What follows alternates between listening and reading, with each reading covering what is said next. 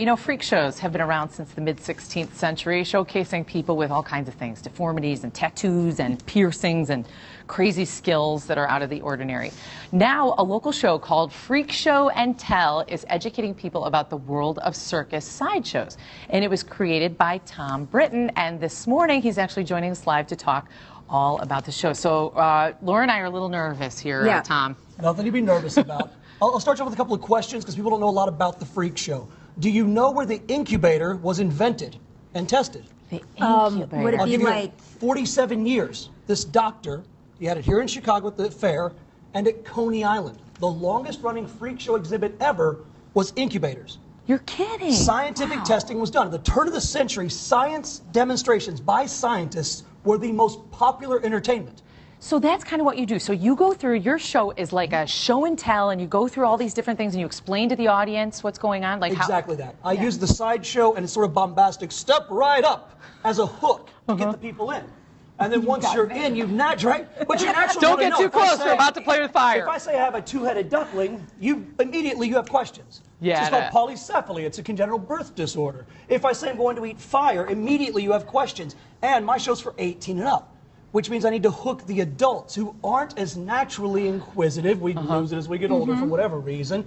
So if I say I'm going to eat fire, immediately you think, how? No. How? Yeah, but I'd say why? Yeah, why? But how? And I love that you actually tell how. It's like the magicians taking off their mask and telling you how they cut somebody in half. Exactly. That's what I like about this art form, is the more you learn about it, I believe, the deeper it gets. Instead of, I always found it disappointing when I watch those YouTube videos on how they do the card trick. I go, oh, that's not as cool as I thought. Okay, so this morning, you're gonna, and it is cold out, so we kind of need this. You're going to actually show and tell us how people eat fire. Now, Laura, wait. We have, you can only imagine how much hairspray it takes for Ronnie to do this. It's got to go through me to get to you. Okay. And you're going to tell us why and how while you're doing this. Exactly. There are two principles you need to understand. Thermal lag and embouchure. You already know what these are. You just probably didn't know the names for them. Thermal lag is this. This is thermal lag.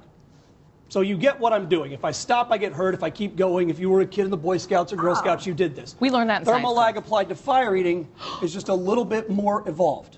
Okay, wait, hold up, but your hand's all black. Well, that's just the soot from the okay. But you have nothing on your hand just Nothing at all. Nothing on my hand, and just naphtha or white gas and Kevlar for the torch.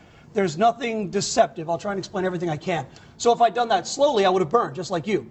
But in 25 years of practice, I know exactly how long I can milk it before I suffer damage. And remember, sometimes after Can I just look for scars? Absolutely. I see no scarring. Yeah, I don't see scars either. How was no scarring? This is all great and cool and everything, but how was the first time?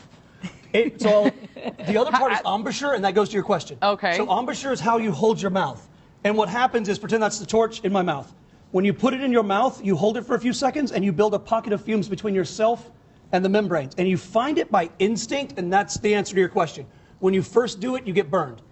Not terrible, and the mouth is one of the faster healing parts of the human body, so better to burn that than most, right? Yeah. However, I don't know. You stop burning yourself eventually. When I was 16 and started, I could eat fire maybe 10 minutes, and this is bad news. We open at 11 a.m., we close at 11 p.m., and we grind a show all day. Oh, man. 10 minutes is a bad amount of time to do when you have, 12 hours. Now I could eat fire indefinitely with no damage. Okay, Thom. I've got an embouchure. Let's see him eat. By the way, there's a lot of kids at home. We want to remind you, please don't try this at home. I know you're bored today and there's no school, but don't do this. Okay. So watch as I put it in my mouth. You'll see it go up and down a bit. That is me trying to find the sweet spot for the embouchure. This is not a s'more. We're holding hands.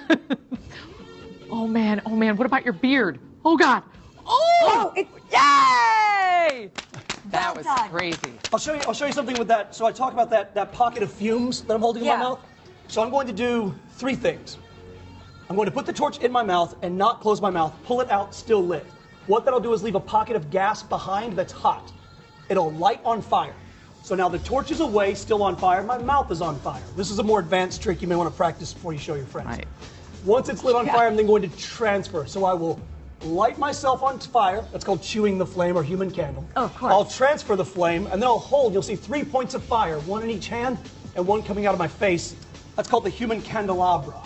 Oh, this is good. Okay, all right. No human candelabra. Oh, man. I hope the furniture's safe. Okay, here we go. I'm just still worried about my hair. It's still in his mouth, like he said. Amazing. Oh. Wow. Thom, that is really cool. You have to be a lot of fun at parties. You have to be a lot of fun. I want to know what you were doing when, like, at 16, your parents actually let you say, hey, I'm going to put some fire on the stick and put it. Were you eating s'mores at the time? I begged. I begged and begged and begged and begged. And when I started, I just juggled. That was what I did when I was a little kid, so I got a job juggling. And then what you do at every other job. I swept the floors.